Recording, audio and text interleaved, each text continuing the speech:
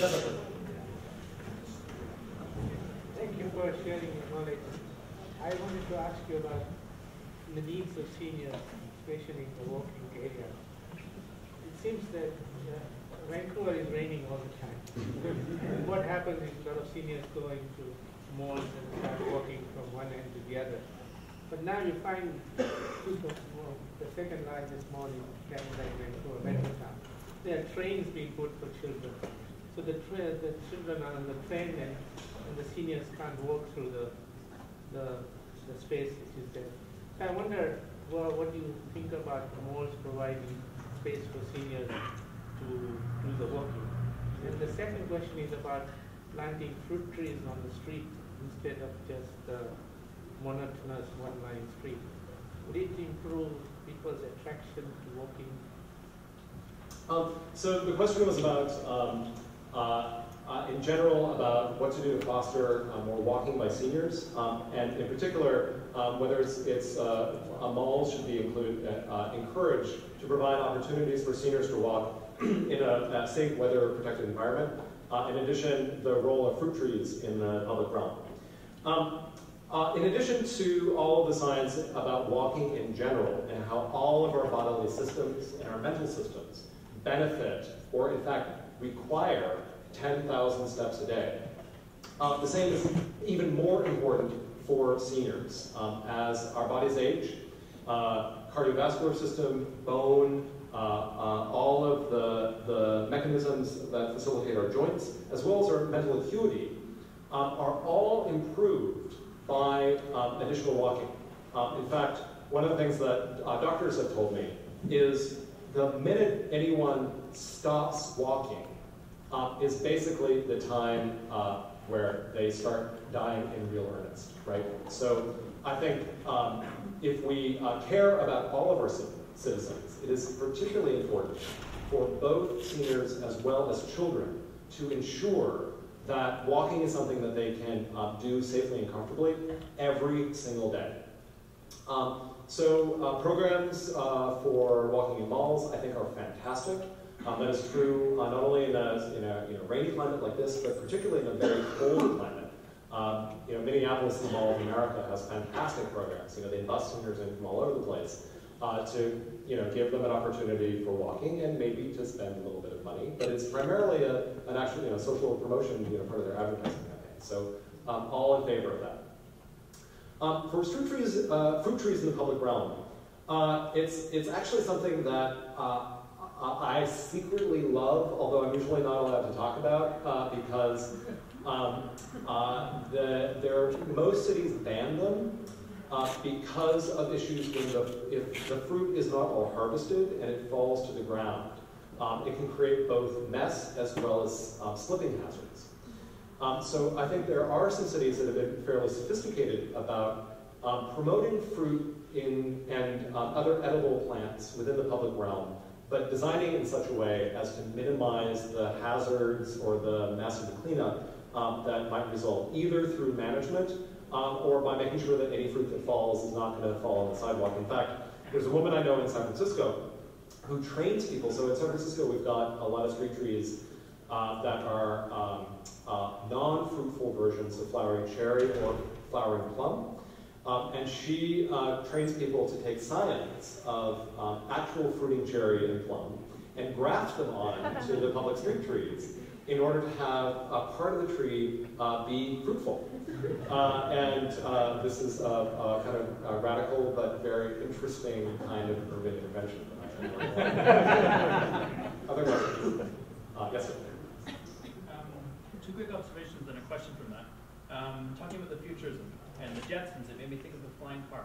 And we have these amazing devices in our pockets that can connect at speeds faster than residential broadband all around the world to any sort of information or person we want to talk to. Yet we haven't reached the future yet because we don't have flying cars. And then also looking at the new research around driverless cars, how exciting that is, how someday Google's going to figure it out pretty quickly. You'll be able to turn around in your driver's seat and actually talk to people in your car with you and get a social space that sort of looks like a really tiny bus. I think we've already figured that out. So I guess my question is, do we need to change what we're imagining in the future? Or do we need to stop imagining the Jets in the future and start trying to engage more with nostalgia? You said we already figured this city out. It's right there. We know how to do this. Do you think we can make that switch, or do you think we need to imagine an even more fabulous, walkable future because people don't care about nostalgia anymore? So that's a very good question. Nostalgia has been made. Oh yeah. So I may not do justice to your question, but essentially, in order to create a powerful vision of the future, can we simply focus on nostalgia for the greatness of the past, or do we have to have something that is compelling and forward-looking? Is that? Do we need to retrofit futurism? Yes. Or can we just rely on the fact that we already have an amazing nostalgia to aim for? So do we have to retrofit futurism, or can we simply continue to imitate the best examples from our past? Okay. So so much of the theme of my work is that we need to understand who we are as human entities, both in terms of our physical needs and our psychological needs. And while recognizing that we're highly adaptable, that we're going to be more successful if we go with the program. There is an aspect of us, and I think it is probably rooted in our nomadism. So human primates, for most of our history, were nomadic. And so for many of us, there is a deep craving for novelty. Part of what made nomadism tolerable is that there was the excitement of the new. And throughout society, the new has driven a lot of decision-making and has driven a lot of bad decision-making, including in many of our relationships.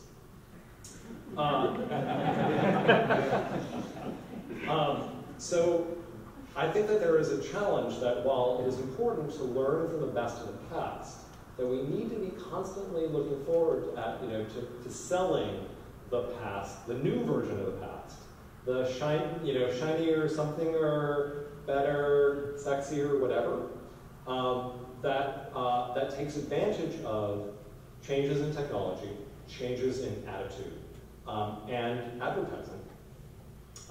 Just as any developer of any private product would do, in order to be able to sell. That nostalgia on its own, for most people, is not going to sell. For many of us in the room, it will, but for the bulk of society, we need something new and compelling, and I think that is a big challenge for all of us. Other questions? Yes?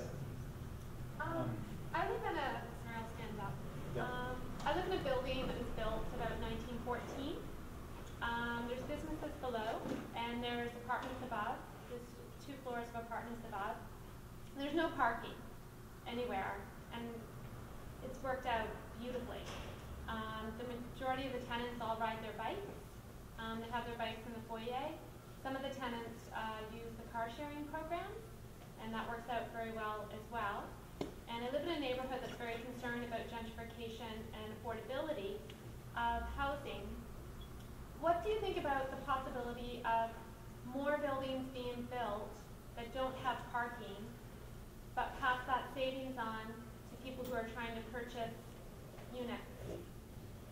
So the question was about minimum parking requirements and having more buildings be built without parking and passing that savings on to the people who might live there. Back in starting the 1950s and then really not until the 60s and 70s to become ubiquitous, cities were confronted with the horrible problem of a rapid increase in automobile ownership and people going to one building, parking in front of another building. It's terrible. So in order to solve this awful problem of people over here parking over there, we decided to impose minimum parking requirements on most land uses, including residential. The result of this, of course, is a huge increase in the cost of development, and therefore in residential, both rents and home prices, as well as the cost of goods and services. It also meant that the market price of parking is zero, because minimum parking requirements always ensured that there were more parking spaces than there would ever be demand for. So the result of that, of course, is one of the most massive government subsidies for motordom and all of the negative implications of motordom that any society has ever undertaken for any positive thing that anyone has ever wanted. So I would argue that while minimum parking requirements are reasonably effective at making sure that someone in this building is not parking over at that building, they have no reason for existence, and that they cause far more harm than they cause good. That said, the vast majority of cities in North America continue to perpetuate them, even though we know that minimum parking requirements are exacerbating our housing affordability problems, our traffic congestion problems, our air quality problems, our other environmental problems, our social problems, our public health problems, and so on. So yes, I think it's great for buildings to be built without parking. And if more buildings were built without parking, the market would produce more housing units at a lower price.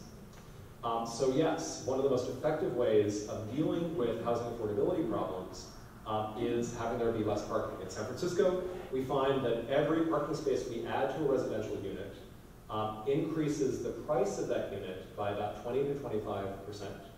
And it decreases the number of units that can be made to pencil on a typical parcel by about 20 to 25% as well. So in some of the core urban neighborhoods in San Francisco, what residents realized was that not only could they be more effective at achieving their affordable housing goals by eliminating minimum parking requirements, but the most effective tool that they could use to limit displacement and gentrification was establishing very low parking maximums. So in the Market and Octavia neighborhood, there's a 0.25 to 0.75 maximum allowable parking per unit and no minimum. What the developers have found is, lo and behold, while yes, there are many people who want a lot of parking, there's a far greater and more underserved market of people who want more housing and less parking and are delighted to be able to live in a walkable neighborhood without a car and to use the car share vehicle in the corner when they need to go do big grocery shopping. So big fan of being smart about how we require and manage parking in our society and understand the implications and unintended consequences of excessive minimum parking requirements. Yes? So I get up in front of council and I say to council, I would like to see 9-foot lanes instead of 12-foot lanes, and I would like to see fewer lanes, and I would like to see bulb outs for pedestrians so that they can get across the streets more easily, and all of these good urban planning things that we do to make streets better and more livable and more walkable and more bikeable. And let's not forget the bike lanes as well.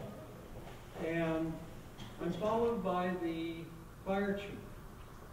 God love him. His entire career is based on how big are his trucks. And he says, if you do what this idiot suggests, the children will burn. Children will die. Yes. That is the ultimate political I think I was at that same council. It doesn't work here in Vancouver, by the way. The council is hip to that. Yeah. But all through North America. So, how do we address the fire chief? Right, so the question is, how does one deal with the tension between fire safety and traffic safety and address the children will burn argument that fire chiefs put forward when thinking about skinnier streets and skinnier traffic lights? Well, I think the first thing to start with is with compassion, and to recognize that the fire chief does have a point. That in fact, in the world of fire safety, seconds do in fact matter, and that a few seconds of delay in a fire truck being able to get to the fire makes a big difference, and that's something that fire chief rightly cares about. So be respectful of her professional judgment. The next thing to do, though, is to ask the question about how, in our design of streets, do we maximize net public safety? Because there is this tension between traffic safety and emergency response time and fire safety, right? So if if our only care was speeding fire trucks to fires, then we would have all of our streets be really, really, really wide, and have all the corners be really, really sweeping. And we know that the children would in fact die because they'd be run over by cars or by speeding fire trucks. And in fact, in most cities, you will have greater than an order of magnitude more traffic fatalities than you have fire fatalities. So that's one place to start, is by focusing on net public safety. The other place to go to is, just like with street trees, is recognize that yes, fire safety, getting fire trucks to fires really fast is a value. And it is more cost effective for that fire chief to run fewer bigger trucks than it is to run many smaller trucks. That there is a simple cost there. Similarly, there is a cost to building multiple firehouses so that they are a short distance from everyone. And so you can start having a conversation that is about there's more than one way to get the fire truck to the fire faster. The other starts going into more design details. So, okay, if the lanes are skinnier and the streets are skinnier and there's more congestion, what else can we do in order to speed the fire trucks there? Like, have more streets. So in the suburbs, where there's only one way to get to any house, a double-parked FedEx truck or some street construction can make all the children burn. But in a city where there's a grid of streets and many options for the fire truck to get to the fire, you can dramatically improve fire safety because the fire truck has many ways of getting there. You don't have to worry about the double-parked FedEx truck. You can also do things like allowing the fire truck to make all of the traffic signals go red so that the fire truck just drives in oncoming traffic because the driver knows that there's not going to be a car there and just sort of zips around all of the cars. So there's a lot that can be done. There's more that needs to be done in education. I think we all suffer from over-professionalization in all of our sister fields. Like, if the only thing that matters to me is moving more cars faster, and level of service, I'm going to design in a really particular way. But if I care about things that other people value, I'm going to design differently. So, I think, those are some techniques that you can use. Yes, you had a question. Yes, I'm always struck when I read the I saw you or missed connections column about I saw you on the B-line bus, I saw you on the SkyTrain, we locked eyes briefly. Is there any advertising campaign promoting transit using this? Yeah. Are there other Right. So the question is, you see in the back of the Free Weekly is, I saw you on SkyTrain, you were wearing such and such, our eyes locked, call me. How are we taking advantage of this? Of course, leave it to the French, right? The French understand the importance of flirtation in the public realm, right? Paris, all of the cafe seating on the sidewalk is all arrayed not towards each other, but towards the sidewalk for a very specific reason, because they know that flirtation drives the economy of cities. So in the design of their transit vehicles, go to Strasbourg and look at the way they design their transit vehicles there. They would never wrap a bus in advertising and cover the windows up. The windows are exceedingly important, and the windows come all the way down to here, right? So that when you're in a bus or on the tram in Strasbourg, you're continuing to participate in all of the pleasure of the public realm, including the flirtation. The glass is clear, the things move at a reasonable pace in order for eyes to be able to lock, right?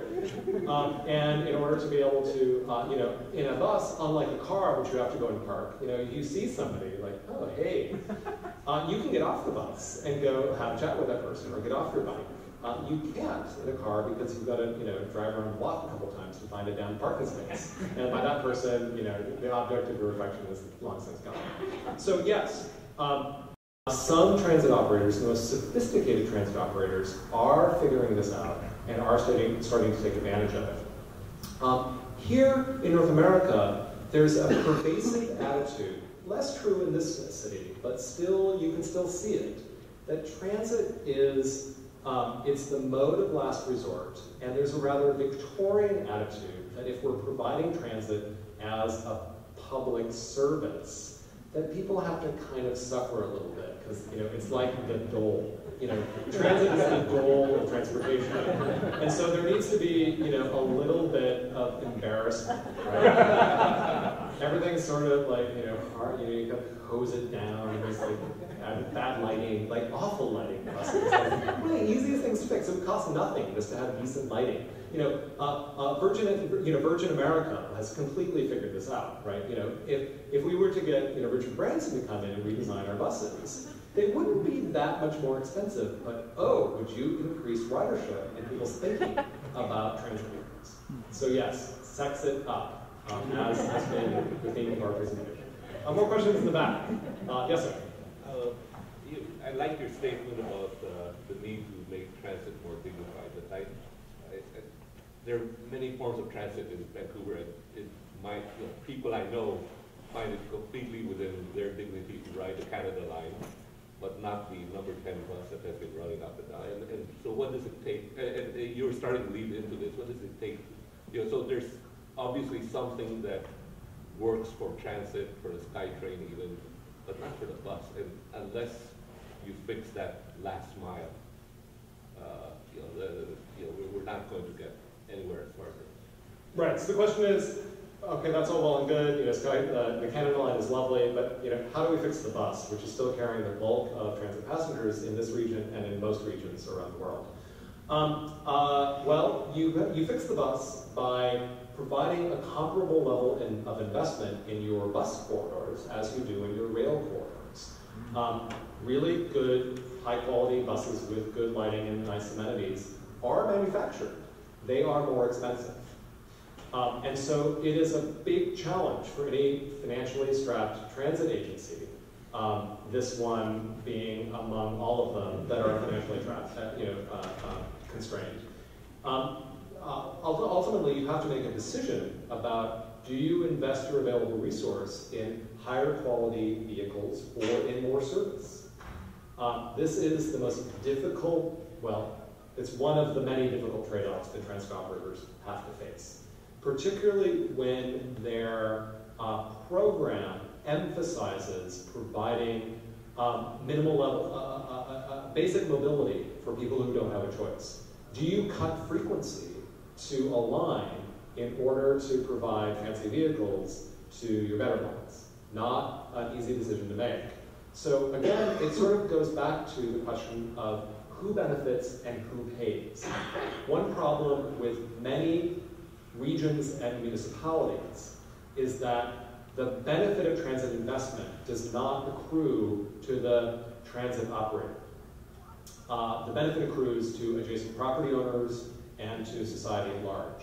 So how do you create value capture mechanisms so that those who are benefiting from sexy transit vehicles are also paying for them, so that we don't have to make the Sophie's choice of cutting service to the old lady who needs the bus in order to provide fancy vehicles. So places where the municipality or the employer also operates the transit can oftentimes internalize their costs better. So when we look at private shuttle programs like the Silicon Valley employers, they invest in super high quality vehicles because their motivation for providing transit is different than the motivation of a typical regional public transit operator. And they can capture the benefit in terms of improved employee attraction and retention. Have time for what, a couple more questions? All right. Yes, sir. You know, there's many transit systems all over the world. One of the, I think, ubiquitous things I've seen in North American bus systems is the desire to make the ride uncomfortable for the passengers. If you're trying to read or trying to talk or even just trying to walk to your seat, the constant slam the brake, hit the accelerator, hurl your passengers around the bus is a real problem. Are there any transit systems that are considering taking that free step of teaching their drivers to make the ride more comfortable for them? Right. So the question is, so we've all experienced the joy of riding a bus, where the driver is either has a hot date and wants to finish the route a little bit early, is slamming the brakes and accelerating and torquing the wheel really hard, and not only can you not read or have a conversation, but you're about to throw up in your seat. So can we take the free step of training drivers to operate in a more civilized manner? Again, there are some trade-offs. So that fast acceleration, quick deceleration, and fast turns makes transit faster, right? And travel time is a very important part of what attracts riders to transit, and also enhances the efficiency of transit. Does anyone have any water? No? Oh, all right, I'll just, excuse me. All right, that's better. So there's a tension then, right? There's also some limitations on the vehicle. So it's very expensive to fine-tune the vehicle to allow for slow and steady braking and acceleration and sort of gentle turning, right? The simple, tough, basic, we're just going to muscle our way through this this experience makes the vehicles kind of lurchy. So there are several steps. So some of it may include changing the vehicle type, as well as maintaining the vehicle to a higher standard. Another may be some training to help the driver not be too aggressive in their driving. Another may be providing other sorts of transit priority measures so that the bus driver can meet the schedule without having to drive very aggressively. It's actually one of the reasons why I think rail is so much more valuable to people than the bus. Is the sort of the hue and yaw of the vehicle is very different. When you're on a fixed set of rails, the rocking motion is simple and less complex, right? You do a little bit of rocking side to side and a little bit forward, and you get that low register, nice rumble sound that we like. We think it has something to do with the experience, the memory of being in the womb, actually, and the low register heartbeat. So that's the theory. As opposed to in the bus, where many of the sounds are higher pitched, and the rocking motion is more complex. It literally makes it seasick.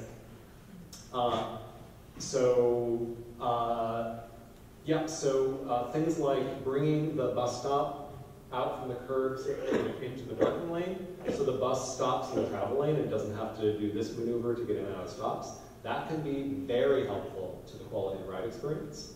And providing bus-only lanes so that the driver knows that they don't have to accelerate or decelerate aggressively and not have to deal with congestion.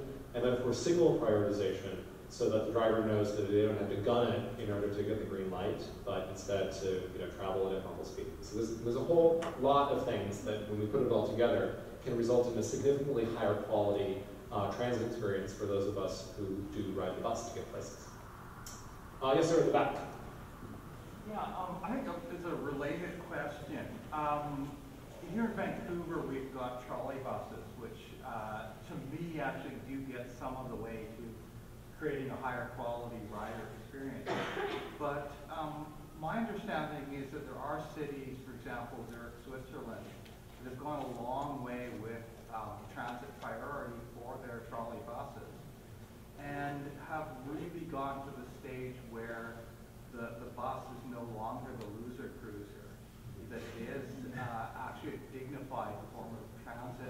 And can you comment on how much a region like ours, and particularly I'm thinking of places like Surrey, could benefit from a fairly low-cost form of rapid transit with bus lanes and trolley buses? Sure. So the question was looking at Zurich as a case study and how we can learn from their experience as well as other cities' experiences to allow low-cost transit investment, particularly investment in good bus systems, in order to be able to allow cities like Surrey to thrive and to benefit from transit. I think the Zurich case study is a particularly interesting one to me in that it is, it's a city that is all surface transit, and it's a city of bankers. It's exceedingly wealthy. It's pretty homogeneous culturally. As a result of both the topography there as well as the big challenge that municipalities have in Switzerland in terms of raising local money. Their democratic process there is out of control. Switzerland was never able to raise money for a subway system like most, our Zurich was never able to raise money for a subway system like most great European cities. And so as a result, it's a pretty medieval place. Most of the streets are really narrow. They have a lot of trams and they have a lot of buses, and those trams and buses are rarely stuck in congestion, which has meant providing very, very little automobile capacity for this incredibly wealthy population of hyper-privileged bank owners. So it's fascinating, and in Switzerland, 80% of trips are on transit because it's the sensible way of getting wherever it is you want to go, and because you're offered, not the same, but not much less of an experience on the bus or on the tram than you would be in your own Mercedes. Plus, it's more convenient. You don't have to find parking and every other good thing.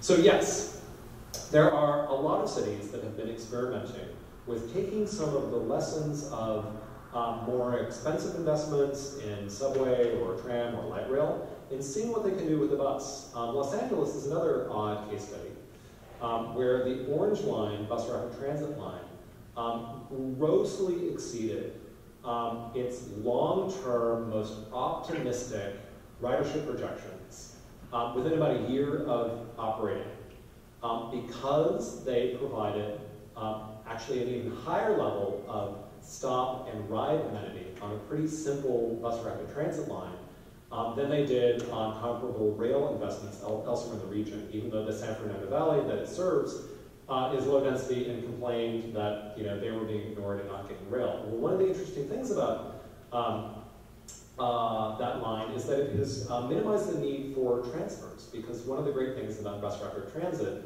is you can have a local bus line that sort of meanders around in congestion through neighborhoods, but then when it reaches the busway, it turns into rapid bus, all of a sudden, without forcing a transfer as you would with light rail. But in providing high-quality stations, some basic services, real-time information about bus arrivals and departures, and making it faster and more convenient than driving, people even in suburban San Fernando Valley have taken it in droves. And it's not great. I mean, it's pretty basic. But they met that basic threshold of dignity that is necessary for it to feel like something that is not a mode of last resort. So yeah, there is a lot that can be done. And I think it is particularly useful for rapidly growing cities like Surrey that are geographically expansive, where it's not easy to put all of Surrey's growth on a single very high density line, because it's sort of going everywhere, and you can't do like 7 rapid transit lines out there. But if you can create a grid of high frequency, good quality, rubber tired transit that's better than the kind of typical product, yes, you can get comparable rates of transit utilization. Boulder, Colorado is another great example of a city that has, I believe, it's a suburban community outside of Denver. I believe their drive-alone rate is 35%. Again, don't quote me on that, but it's something like that. Boulder is, when you look at the, and has no rail, it's an all-bus system. When you look at the relationship between transit ridership and density, it pretty much follows a straight line. There's a couple of very interesting outliers, one of the most interesting of which is Boulder, because of its very low density and extraordinarily high bus transit ridership that has allowed the city to have enormous economic growth without adding congestion, and has allowed it to be one of the few cities in the United States that has met its aggressive CO2 reduction goals. Is that about it? Got to wrap up? All right. Thank you all so much.